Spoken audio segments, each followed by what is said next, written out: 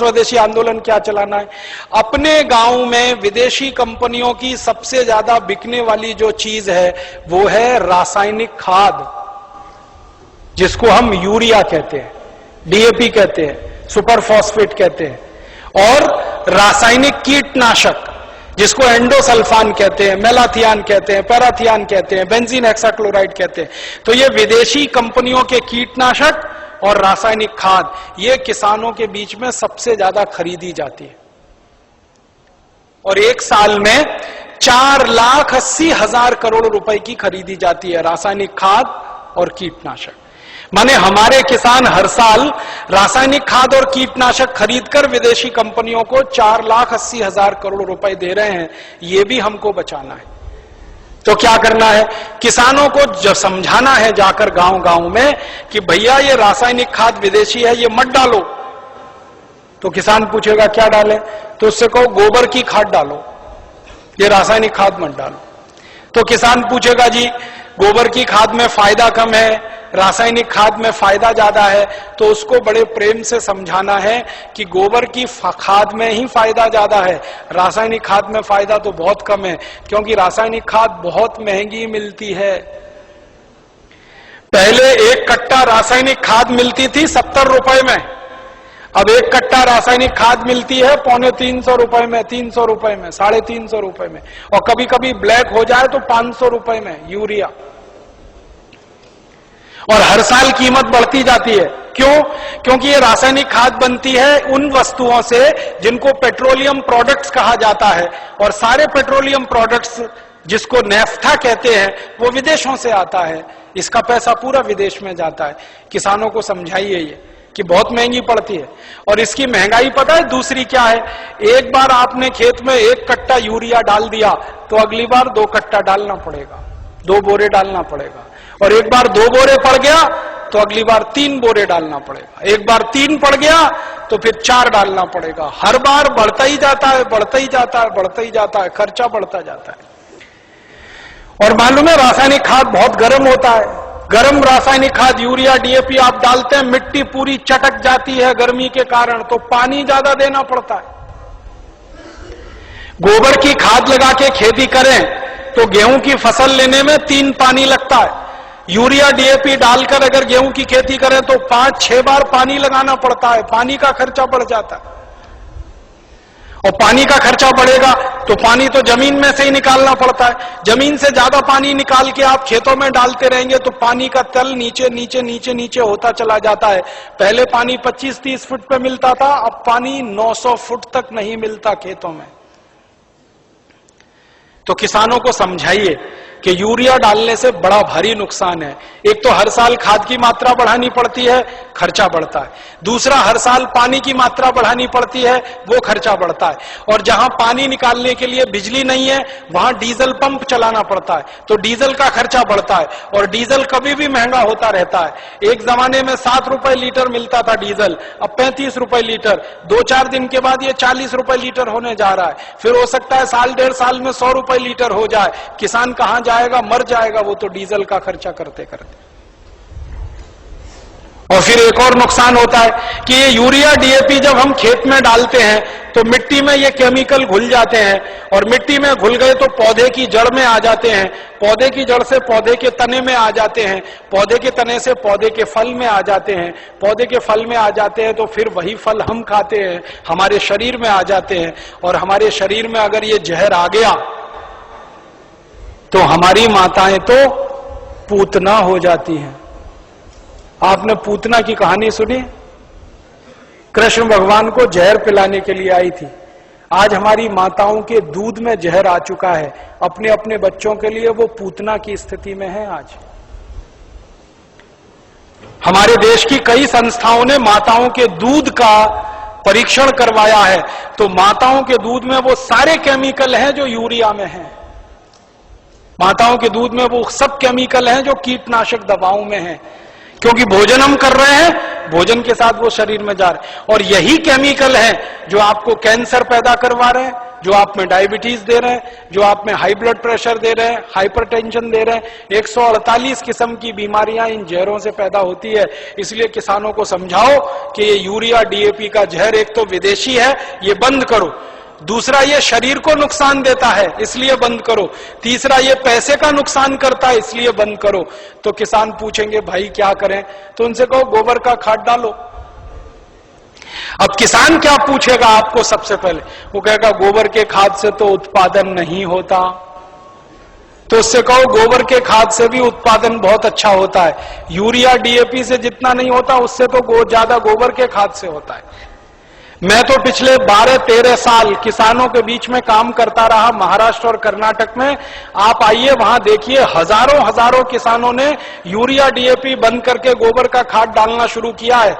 और जिस किसान के यूरिया डीएपी के खेत में 1 एकड़ में 20 से 25 मीट्रिक टन गन्ना होता था, आज उस किसान के खेत में गोबर का खाद डालने से 90 से 100 मीट्रिक टन गन्ना हो रहा है, कम नहीं होता है। जिन किसानों के खेत में यूरिया डीएपी डालने से 1 एकड़ में 12 कुंटल गेहूं होता था, आज उनके खेत में गोबर का खाद डालने से 20 से 22 कुंटल गेहूं हो रहा है।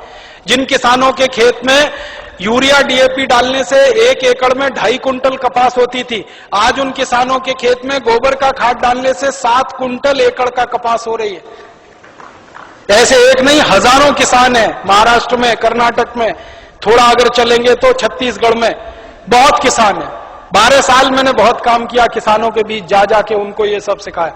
गोबर की खाद से उत्पादन ज्यादा मिलता है यूरिया डीएपी की तुलना। क्यों मिलता है वो जानना चाहिए। बहुत बढ़िया बात है, जो आप जान लो तो आप किसानों को समझा सकते। गोबर की खाद जब हम खेत में डालते हैं तो होता क्या है? गोबर जो है ना, कई तरह के जीव जंतुओं का भोजन है। यूरिया जो है वो भोजन नहीं, जहर है। आपके खेत में एक जीव होता है जिसको केंचुआ कहते हैं। केंचुआ को किसी दिन पकड़ना और हाथ पे रखना और उसके ऊपर यूरिया डाल देना। 2-4 दाने ही यूरिया डालोगे, वो तड़पना शुरू हो जाएगा और 1 मिनट में मर जाएगा। हम जब खेत में टनों टन यूरिया डालते हैं ना, करोड़ों केंचुए मार डाले हमने यूरिया डाल डाल के। और केंचुए क्या करते हैं? केंचुए मिट्टी को नरम बनाते हैं, पोला बनाते हैं और उपजाऊ बनाते हैं। केंचुए का काम क्या है? ऊपर से नीचे जाना, नीचे से ऊपर जाना। पूरे दिन में वो 3 चक्कर नीचे ऊपर के लगाता है। नीचे जाएगा फिर ऊपर आएगा, फिर नीचे जाएगा फिर ऊपर आएगा। अब केंचुआ जिंदा है तो नीचे जाएगा फिर ऊपर आएगा। केंचुआ जब नीचे जाता है तो एक रास्ता बनाते हुए जाता है, ऊपर आता है तो दूसरा रास्ता बनाते हुए आता है। तो परिणाम क्या होता है कि ये छोटे छोटे छिद्र जब मिट्टी में वो केंचुए तैयार कर देता है, तो बारिश का पानी इन्हीं छिद्रों में से नीचे एक एक बूंद नीचे रिसते हुए तल में जमा होता है।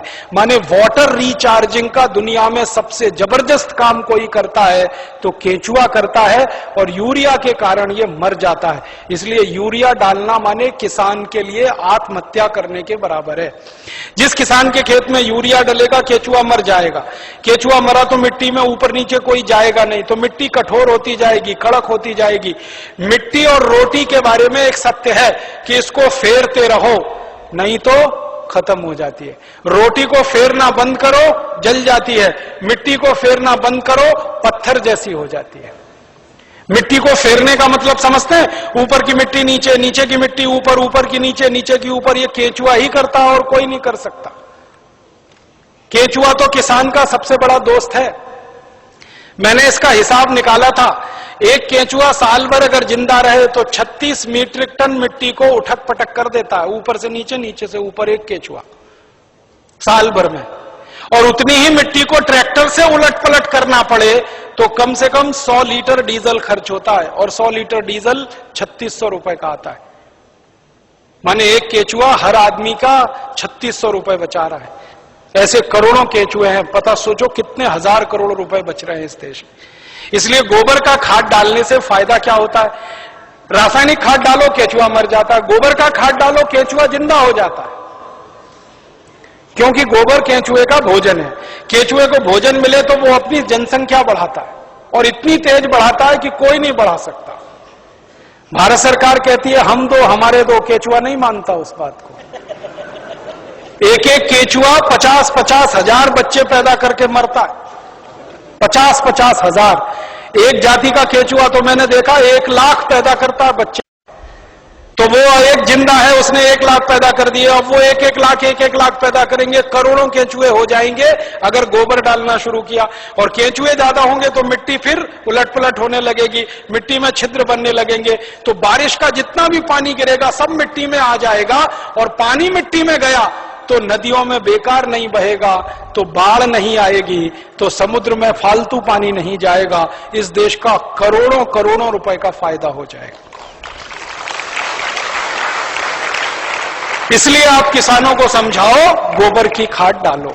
फिर कुछ किसान कहेंगे जी उत्पादन होगा क्या? उनसे कहना गारंटी मेरी, गारंटी भारत स्वाभिमान ट्रस्ट की। थोड़े दिन में भारत स्वाभिमान ट्रस्ट की तरफ से हम किसानों को कहेंगे कि आप बिंदास गोबर की खाद डालो, गारंटी हमारी, 1 ग्राम भी उत्पादन कम नहीं होगा। कैसे कम नहीं होगा? डालने का तरीका है। डालने का तरीका क्या है? अभी किसान गोबर कैसे डालते हैं? गोबर डालते हैं, वो घूरा है, घूरा गांव में कचरा डालने का, वहां गोबर इकट्ठा करते हैं। 6 महीने, 8 महीने, साल भर वो सूखता रहता है और सूख सूख के उसकी सारी ताकत निकल जाती है। फिर वो सूखा हुआ गोबर हम डालते हैं, इससे उत्पादन ज्यादा नहीं आता। गोबर को हमेशा गीला डालना चाहिए, ताजा डालना चाहिए। गोबर को अगर पानी में घोल के डालो ना तो वही 3 गुना ज्यादा फायदा करता है। तो किसानों को यह समझाओ कि गोबर को सुखा के खेत में ना डालें, उसको पानी में घोल के डालें। तो कैसे घोलेंगे पानी में? उसका फॉर्मूला लिख लो आप। और जो जो गांव में जाने वाले कार्यकर्ता है, ये सब किसानों को आप बोलो कितना गोबर डालना है, कितना पानी उसमें मिलाना है, कितने बीघे के लिए काम में लाना है उसको। अब आपको मैं एक मोटी सी बात बता देता हूं। 1 एकड़ माने 2.5 बीघा, 5 बीघा नहीं, 2.5 बीघा। तो एकड़ 2.5 बीघे का हिसाब जोड़कर बताता हूं। एक किसान को एक बार में 1 एकड़ फसल के लिए कितना गोबर डालना पड़ेगा? गीला करके डालेंगे तो 10 किलो गोबर, बस 10 किलो गोबर, 10 किलो गोबर। फिर से सुन लो, 10 किलो, ज्यादा नहीं बोल रहा हूं, 100 किलो नहीं, 10 किलो गोबर 1 एकड़ के लिए डालना। कैसे? लिख लो 10 किलो गोबर। फिर इसमें चाहिए 10 लीटर मूत्र, जिस जानवर का गोबर उसी का मूत्र। गाय का गोबर तो गाय का मूत्र, भैंस का गोबर तो भैंस का मूत्र, बैल का गोबर तो बैल का मूत्र। अब आप बोलोगे गोबर तो इकट्ठा कर लेंगे, मूत्र कैसे इकट्ठा करें? जानवर जो मूत्र देते हैं ना, जहां पे आप जानवरों को रखते हो वहां पे पत्थर वत्थर लगा के एक छोटी सी नाली बना लो और उसमें ढाल लगा दो। जितना भी वो पेशाब करेंगे वो नाली में आ जाएगा। नाली के आगे एक खड्डा खोद दो, वो सारा उसमें जमा हो जाएगा, फिर वो ले लो। और मैं आपको एक अच्छी बात बताता हूं, जानवरों के मूत्र की कोई एक्सपायरी डेट नहीं है। 1 साल, 2 साल, 3 साल, 5 साल, 10 साल, 20 साल, 50 साल खराब ही नहीं होता।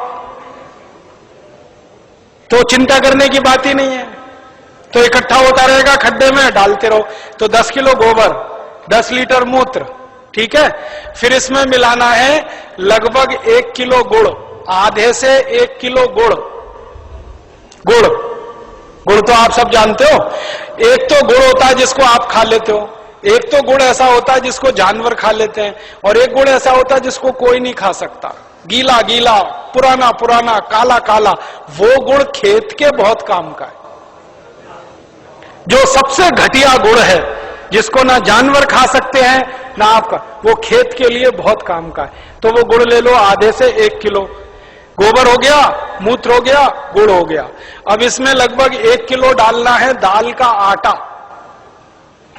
दाल है ना, दाल, अरहर की दाल, मूंग की दाल, उड़द की दाल, चने की दाल, सोयाबीन की दाल, खेसारी की दाल, कोई भी दाल, 1 किलो उसका आटा। 4 चीजें हो गई, गोबर, गोमूत्र, गुड़, दाल का आटा। और इसमें डालनी है 1 मुट्ठी मिट्टी। 1 मुट्ठी में आधा किलो या 1.25 किलो तक मिट्टी आती है। मिट्टी कहां से लानी है? आपके खेत के आसपास अगर पीपल का कोई पेड़ है, बरगद का कोई पेड़ है, तो उसके नीचे से खोद लो मिट्टी। पीपल के पेड़ के नीचे की या बरगद के पेड़ के नीचे की? पीपल और बरगद के पेड़ के नीचे की ही मिट्टी क्यों खोदना? आपको मालूम है पीपल और बरगद के पेड़ हर समय ऑक्सीजन देने वाले पेड़ हैं, और ज्यादा ऑक्सीजन देने वाले पेड़ के नीचे जीवाणुओं की संख्या बहुत होती है। तो पीपल और बरगद के पेड़ के मिट्टी में जीवाणु सबसे ज्यादा होते हैं। यही जीवाणु खेत को चाहिए, यही जीवाणु खेत को चाहिए। तो मिट्टी ले ली, 5 चीजें हो गई, गोबर 10 किलो, मूत्र 10 लीटर, गुड़ लगभग 1 किलो, दाल का आटा 1 किलो और मिट्टी लगभग 1 किलो। ये 5 चीजों मिला दो, घोल दो। हाथ से घोल लेना, खराब नहीं होंगे हाथ, नहीं तो डंडे से घोल देना। एक ड्रम में घोल लेना, प्लास्टिक के ड्रम में घोल लेना, नहीं तो लोहे के ड्रम में घोल लेना। प्लास्टिक का होगा तो अच्छा, लोहे वाला क्षरण ज्यादा होता है। अब इसको घोल के 15 दिन रख देना, 15 दिन रख देना। घोलने में तकलीफ आए तो थोड़ा पानी मिला देना, ज्यादा मत मिलाना, थोड़ा ही मिलाना। घोल के 15 दिन रख देना। 15 दिन के बाद यह खाद तैयार हो जाएगा। इस खाद में क्या होगा, करोड़ों करोड़ों सूक्ष्म जीवाणु पैदा हो जाएंगे। वो जो मिट्टी डाली ना, मिट्टी के जीवाणु अगर 1 लाख हैं तो 15 दिन में वो 100 करोड़ से ज्यादा हो जाएंगे। ढक के रख लो तो अच्छा है, छांव में रखना सबसे अच्छा, धूप में बिल्कुल मत रखना। पेड़ के नीचे की छांव में रखना, नहीं तो कोई ऐसी जगह रखना जहां सूर्य का प्रकाश ना आता हो, और इस पे कपड़ा बांध दो, ढक्कन लगा दो, जैसे है ढक लो। अब ये 15 दिन में तैयार हो गया, इसमें करोड़ों जीवाणु तैयार हो गए। अब ये जीवाणु घोल, इसको जीवाणु घोल कहते हैं, इसको खेत में डालना है। डालने से पहले इसमें पानी मिलाना है, और पानी कितना मिलाना है, जितना गोबर था उसका 10 गुना पानी, 10 गुना कम से कम। 100 लीटर पानी, 10 किलो गोबर तो 100 लीटर पानी, और ज्यादा से ज्यादा पानी मिला सकते हैं तो 200 लीटर। तो 100 से 200 लीटर पानी मिला लिया। अब ये पूरा परफेक्ट घोल हो गया। इसको 1 एकड़ के खेत में छिड़कना है, जैसे पानी छिड़कते हैं ना मिट्टी दबाने के लिए, ऐसे ही छिड़कना है बस। आप इसको छिड़क देंगे तो ये करोड़ों जीवाणु मिट्टी में पहुंच जाएंगे।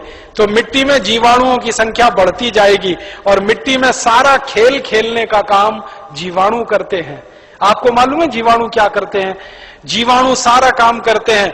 पौधे की जड़ को नाइट्रोजन की जरूरत है तो ये जीवाणु उपलब्ध कराते हैं। पौधे की जड़ को कैल्शियम चाहिए तो ये जीवाणु उपलब्ध कराते हैं। पौधे की जड़ को आयरन चाहिए तो ये जीवाणु, माने पौधे को बड़ा होने के लिए जितने भी सूक्ष्म पोषक तत्व चाहिए और फिर वो हमारे शरीर में वास्तव में चाहिए, वो सब इन जीवाणुओं की करामात से ही मिलता है। तो पौधे की जड़ को भरपूर सूक्ष्म पोषक तत्व मिलने लगेंगे, पौधे की बढ़त बहुत तेज होगी, और जिस पौधे की बढ़त अच्छी होगी उसका फल अच्छा होगा, जिसका फल अच्छा होगा उसका उत्पादन अच्छा होगा। अब इसमें समय लिख लो, कितनी बार डालना, कब डालना। सबसे अच्छा तरीका यह होता है कि खेत को जब जोतने की तैयारी करें ना, जोतें, बीज डालने से पहले खेत जुताई होती है ना, खेत जुताई करते ही 1 दिन डाल दो। आज जुताई किया, कल डाल दो, जुताई करके डाल दो। ये पहली बार, ठीक है। फिर इसके डालने के 2-3 दिन बाद या 4 दिन बाद या 5 दिन बाद बुआई कर दो। है कितना डाल सकते हैं बताए ना? 1 एकड़ में जितना तैयार हुआ 200 लीटर वो, तो आपने इसको जोत के 1-2 दिन में डाल दिया, फिर बीज बो दो। बीज बोने के 21वें दिन में फिर डाल देना। आज बीज बोया तो ठीक 21 दिन बाद एक बार फिर डाल देना। क्या होता है ना, बीज में से अंकुरण होता है, और अंकुरण होने के 21वें दिन तक वो मिट्टी की ताकत से बढ़ता है। फिर 21 दिन के बाद वो सूर्य की ताकत से बढ़ना शुरू हो जाता है, फोटोसिंथेसिस जिसको कहते हैं, प्रकाश संश्लेषण की क्रिया। सूर्य ताप से खाना बनाना शुरू कर देता तो बढ़त तेज हो जाती। तो और आप मोटी सी एक बात याद रखो कि हर 21वें दिन पर डाल देना। आज डाला, 21 दिन बाद डाला, फिर 21 दिन बाद डाला, फिर 21 दिन बाद डाला। तो एक फसल अगर आप समझ लो 4 महीने की है तो लगभग 5 बार डालना पड़ेगा। कोई फसल 6 महीने की है तो 7-8 बार डालना पड़ेगा। 8 महीने की है तो 10-1 बार डालना पड़ेगा। अब इसमें खर्चा क्या है? जानवर अगर घर के हैं तो गोबर फोकट का, मूत्र फोकट का। गुड़ मैं कह रहा हूं सबसे सड़ा हुआ, जिसको फेंक देते हैं, वो भी फोकट में मिल जाएगा। पानी तो फोकट का है ही, थोड़ा दाल वाल लेना पड़ेगा तो उसका खर्चा आएगा, लेकिन किसान अगर दाल पैदा करता है तो वो भी घर की हो जाएगी। माने खाद बनाने का खर्चा लगभग शून्य आएगा। मेहनत लगेगी, पूंजी में पैसा कम से कम खर्च होगा। और ये खाद जो तैयार होगी इसमें जबरदस्त क्वालिटी है, क्योंकि इसमें कैल्शियम भरपूर, आयरन भरपूर, फास्फोरस भरपूर। क्या क्या इसमें है? गोबर है, गोबर में कैल्शियम है, आयरन है, सल्फर है, सिलिकॉन है, कोबाल्ट है, मैग्नीशियम है, मैग्नीज है, 18 सूक्ष्म पोषक तत्व हैं जो चाहिए मिट्टी को। फिर गुड़ है, गुड़ में जबरदस्त फास्फोरस है, गुड़ में जबरदस्त कैल्शियम है, फिर मूत्र में ये सब है। तो जो सूक्ष्म पोषक तत्व हमें चाहिए वही मिट्टी को चाहिए, वो सब इस खाद में भरपूर है। यूरिया में नहीं है, डीएपी में नहीं है, यूरिया में कैल्शियम नहीं है, डीएपी में कैल्शियम नहीं है। और कैल्शियम सबसे प्रमुख आधार है मिट्टी के लिए, क्योंकि खेत में कैल्शियम होगा तो पौधे में होगा, पौधे में होगा तो फल में होगा, फल में होगा तो भोजन में होगा, भोजन में होगा तो शरीर में होगा, शरीर में होगा तो हड्डियां मजबूत, हड्डियां मजबूत तो शरीर मजबूत। ये सारा साइकिल इसी कैल्शियम के उस पे है। तो ये तो गोबर की खाद से ही मिलेगा, यूरिया डीएपी से मिलने ही वाला नहीं है। तो किसान को ये समझाइए आप। अब आपको समझ में आ गया, हर 21 दिन में डालना है, जबरदस्त फसल आएगी। पहली बार जब आप डालोगे ना तो किसान थोड़ा झिझक करेगा, उसको भरोसा नहीं है, विश्वास नहीं है, तो उसको कहना कि भाई तुम डालो, नुकसान तुम्हारा नहीं होगा। मैंने बहुत किसानों का हिसाब निकाला है, खराब से खराब खेत में जब गोबर का खाद डालते हैं ना तो गेहूं का उत्पादन पहले साल की तुलना में थोड़ा ही कम आता है, लेकिन उत्पादन जितना कम आता है उससे ज्यादा खर्चा बच जाता है, तो वो बराबर मामला बैठता है। हम यूरिया डीएपी में खर्चा करते हैं हजारों रुपए का, तब उत्पादन लेते हैं। यहां खर्चा ही नहीं है, थोड़ा उत्पादन कम भी हुआ तो फायदा ही है, नुकसान कुछ नहीं, इसलिए किसी किसान का नुकसान नहीं। और 2-3 साल लगातार आपने डाल दिया तो उत्पादन बढ़ना शुरू हो जाता है, लगातार बढ़ता है। और 10-12 साल में तो कई खेत ऐसे हैं जहां उत्पादन सीधे डबल हो जाता है, 100% की बढ़ोतरी हो जाती है। नहीं, छानने की जरूरत नहीं है, ऐसे ही डालो। उसमें जितना कचरा है सब खेत में जाने दो, क्योंकि कचरे में जीवाणुओं की संख्या और तेजी से बढ़ेगी, छानने की जरूरत नहीं है। अब आप डालोगे कैसे, ये प्रश्न है। तो उसके लिए 4 विधि है। पहली विधि ये है कि सीधे डब्बा लो और छिड़काव करो, खेत पे भरो और छिड़क दो, भरो और छिड़क दो। अब कहोगे जी खेत बहुत बड़ा है, ये तो नहीं चल सकता, तो दूसरा तरीका बताता हूं। खेत में पानी लगाते हैं ना, पानी में डाल दो। नाली में से पानी जा रहा है ना, एक टंकी में भर के ये खाद रख दो, उसमें नल लगा दो, टोटी खोल दो, टपक टपक पानी में गिरता रहेगा, खेत में चला जाएगा। ये दूसरा तरीका। तीसरा तरीका ये है कि अगर किसी के घर में जानवरों की संख्या ज्यादा है तो गोबर ज्यादा होगा उसके पास, तो थोड़ा सा गोबर तो इसमें इस्तेमाल हुआ, बचे हुए गोबर का क्या करेंगे? तो बचा हुआ गोबर अगर सूखा है तो उसको इसी में डाल देना 15 दिन के बाद 200 लीटर पानी मिला के, तो वो गोबर भी गीला हो जाएगा। गीले गोबर के लड्डू बना लो और लड्डुओं को खेत में फेंक दो तो खाद पहुंच जाएगा। और एक तरीका है, खेत में से मिट्टी खोद लो, मिट्टी खोद लो, मिट्टी में ये पूरा घोल मिला दो, मिट्टी गीली हो गई, मिट्टी के लड्डू बना लो, लड्डुओं को खेत में फेंक दो तो खाद पहुंच जाएगा। तो पानी के साथ दे सकते हैं, छिड़क के डाल सकते हैं, गोबर या मिट्टी को लड्डू बना के डाल सकते हैं।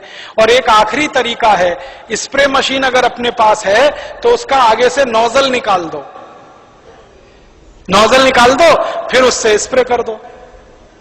अब इसमें ध्यान ये रखना है कि ये फसल पे स्प्रे नहीं होगा, ये जमीन पे होगा, मिट्टी पे होगा। फसल पे डालने से फायदा नहीं मिलेगा, मिट्टी में डालना है इसको। तो अगर फसल ऊंची है तब कैसे डालेंगे? तब तो पानी लगाओगे तभी डालना सबसे अच्छा है। इसमें एक तरीका यह है कि खेत का मुहाना होता है ना, जहां से पानी घुसता है, वहां एक आदमी को बिठा दो, डब्बा लेके पटकता रहेगा, उसमें पानी के साथ जाता रहेगा और पानी के साथ पूरे खेत में बराबर मात्रा में जाता है और रिजल्ट उसका सबसे अच्छा आता है।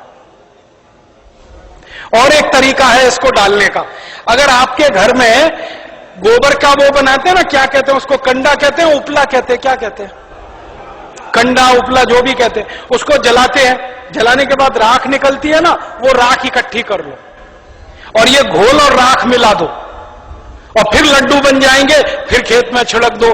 तो इसका तो जबरदस्त उत्पादन आता है, क्योंकि जो राख है ना, इसमें कई केमिकल अतिरिक्त हैं जो गोबर और गौमूत्र से भी ज्यादा है। तो ये तरीका समझ में आ गया। हर 21 दिन पे डालेंगे। 4 महीने की फसल है तो 5-6 बार डालना पड़ेगा, 6 महीने हैं तो 7-8 बार। इसी तरह से पूरी खेती होती रहेगी। गोबर किसी भी जानवर का, गाय का हो, भैंस का हो, बैल का हो, बकरी बकरे का हो, गधे घोड़े का हो, हाथी ऊंट का हो, कोई भी हो, सब चलेगा। मूत्र भी किसी जानवर का, ठीक है। और आधा आधा मिले तो वो भी चलेगा। गाय का आधा ले लिया, भैंस का आधा, किसी के पास गाय नहीं हो, किसी के पास भैंस नहीं हो, एक एक गाय एक एक भैंस और खेत बड़ा है तो आधा आधा सब मिक्सिंग करके चलेगा। बस एक ही सावधानी रखना कि जो जो गाय का गोबर लो तो वो देशी गाय हो तो अच्छा होगा। जर्सी का फायदा पूरा नहीं करेगा, और जर्सी का ही गोबर है तो उसमें देशी का मिला लेना, नहीं तो कोई फायदा नहीं करेगा। जर्सी गाय है, उसका गोबर है, उसमें देशी गाय का 1-2 किलो गोबर मिला लेना, वो वैसे ही काम करता है जैसे 100 किलो दूध में 1 चम्मच दही डालो तो पूरा दूध दही हो जाता है। वैसे ही 100 किलो जर्सी गाय के गोबर में 1 किलो देशी का डाल दो तो देशी गाय के जीवाणु अपनी संख्या अपने आप बढ़ा लेते हैं। और धीरे धीरे मेरी बात मानो तो जर्सी गाय बेचते जाना, देशी लेते जाना, क्योंकि ये जर्सी गाय के दूध में दम नहीं है। आपको मालूम नहीं है, दुनिया में भारत को छोड़कर जर्सी गाय का दूध कोई देश नहीं पीता। डेनमार्क में सबसे ज्यादा जर्सी गाय है। डेनमार्क वाले दूध ही नहीं पीते। क्यों नहीं पीते? कैंसर होने की संभावना है जर्सी गाय के दूध से। घुटनों का दर्द तो तुरंत हो जाता है, बड़ी बड़ी बीमारियां होती हैं। और जर्सी गाय को एक खतरनाक बीमारी होती है, मैड काउ डिसीज। उस बीमारी के चक्कर में दूध भी उसका प्रदूषित होता है, इसलिए जर्सी का दूध दुनिया में कोई नहीं पीता। डेनमार्क की सरकार तो दूध ज्यादा होने पर समुद्र में फेंकवा देती है। आपको सुनकर हैरानी होगी, डेनमार्क में दूध बहुत है, चाय बिना दूध की पीते हैं सबके सब, क्योंकि वो दूध उनको खराब लगता है। तो जर्सी गाय बेच के देशी लेते जाना। भैंस हो तो उसका तो चल जाएगा, बैल का चल जाए। अब एक आखिरी चीज और बता दूं, उसको आप लिख लो। ये तो हुआ खाद। अब किसान कहेगा कीड़ा लग गया, तो कीड़ा लग सकता है ना, तो उसका भी एक फॉर्मूला लिख लो। कीड़ा अगर लगता है, कीट लगता भी हम खुद बना के छिड़क सकते हैं, पैसा खर्च करने की जरूरत नहीं। कीड़ा मारने की दवा कैसे बनेगी? 20 लीटर जानवरों का पेशाब ले लो, गाय का, बैल का, भैंस का, 20 लीटर, ठीक है। ये 1 एकड़ के लिए बता रहा हूं। फिर इसमें 2.5-3 किलो नीम के पत्ते की चटनी डाल देना। नीम के पत्ते की चटनी, नीम का पत्ता है, पीस के चटनी बना के डाल देना, 2.5-3 किलो। और आकड़ा देखा है? आकड़ा के पेड़ के पत्ते की भी चटनी डाल देना, 2.5-3 किलो। आकड़ा, आक कहते हैं, आक, कुछ लोग अकौआ कहते हैं उसको। आक, आकड़ा, अकौआ, हाँ वही जो हनुमान जी पे चढ़ाते हैं, जिसमें सफेद सफेद दूध निकलता है। और एक तीसरा पत्ता है, सुनो भाई, एक तीसरा पत्ता है बेशरम। बेशरम जो है ना, अक्सर गांव में घुसते हैं ना तो दोनों तरफ किनारे किनारे लगा रहता है, पान के जैसा पत्ता, बैगनी रंग का फूल आता है, उसमें ना खुशबू होती है ना कुछ होता है, बिना पानी के बिना बीज के होता है, इसलिए बेशरम कहते हैं। तो 2-2.5 किलो ले लो। और एक पत्ता है आपके गांव में अगर मिले तो, सीताफल का पत्ता, शरीफा जिसको कहते हैं, सीताफल शरीफा, उसका पत्ता 2-2.5 किलो ले लो। और अगर गांव में मिल जाए ना तो वो घास आती है ना, कांग्रेस घास, उसको चटनी बना के डाल दो, 2-2.5 किलो। और इसमें थोड़ा सा खूब तीखी लाल मिर्च हो, हरी मिर्च हो तो वो पीस के डाल दो, 250-300 ग्राम। लहसुन पीस के डाल दो, आधा किलो के करीब। गाजर घास, वही। और मैं आपको एक मोटी सी बात बताता हूं, वो याद रखो। जिन जिन पत्तों को गाय नहीं खाती, फिर से सुनो, जिन जिन पत्तों को गाय नहीं खाती और आपके गांव में उपलब्ध है, वो सब पत्ते पीस के डाल दो इसमें। गाय को खिला के देख लो, खा रही है तो नहीं डालना, नहीं खा रही है तो पीस के डाल देना है। मोटी बात याद रखो। तो 3-4 तरह के पत्ते डाल दिए, थोड़ा लहसुन डाल दिया, थोड़ा मिर्ची डाल दी, 20 लीटर मूत्र में डाल के इसको उबालना है, गरम करना। उबाल के ठंडा कर लो, ठंडा करके 200 लीटर पानी मिला दो। अब ये दवा तैयार हो गई, कीटनाशक। इसको स्प्रे कर दो किसी भी फसल पे, तो 48 घंटे माने 2 से 3 दिन में सारे कीट खत्म कर देता है। 1 पैसे का खर्चा नहीं होता, बाजार से कुछ नहीं लाना पड़ता। ये हर फसल में काम आता है, गेहूं में, चावल में, चने में, दाल में, मटर में, गन्ने में, हर तरह की फसल में ये उपयोग हो सकता है। तो कीटनाशक दवा बनाने का आपको मालूम, खाद बनाने का आपको मालूम। अब यूरिया, डीएपी और एंडोसल्फान गांव गांव से हमें बंद कराना है। 4,80,000 करोड़ रुपए किसानों का बचाना है, 2,32,000 करोड़ रुपए शहर वालों का बचाना है। ये दोनों मिला दें तो करीब 7-8 लाख करोड़ रुपए देश का हम बचा सकते हैं स्वदेशी आंदोलन की ताकत से। और बाहर से जो इंपोर्ट हो रहा है करीब 7 लाख करोड़ का, अगर पक्के स्वदेशी वाले लोग हो जाएं तो इंपोर्टेड चीजें भी बंद हो सकती हैं। 14 लाख करोड़ का फायदा, माने इतना बड़ा फायदा हम पूरे देश को दे सकते हैं अपने स्वदेशी आंदोलन और अभियान से। इसलिए स्वदेशी आंदोलन और अभियान को गांव-गांव जाके चलाना है। और आपको इसके लिए उस जमाने में लोकमान्य तिलक ने जैसा परिश्रम किया, महात्मा गांधी ने जैसा परिश्रम किया, विपिन चंद्र पाल ने जैसा परिश्रम किया और क्रांतिवीरों ने जैसे परिश्रम किया, वैसा ही परिश्रम आपको करना है। ताकि क्या होगा, जैसे आज हम लोकमान्य तिलक का नाम याद रखते हैं अपने देश के लिए, अपनी सभ्यता के लिए, अपनी आजादी के लिए, वैसे ही आपका नाम आने वाली पीढ़ियां याद रखेंगी इस देश के दूसरे स्वदेशी आंदोलन के लिए। ऐसा कहकर मैं आपका आभार व्यक्त करता हूं, बहुत बहुत आपको धन्यवाद देता हूं।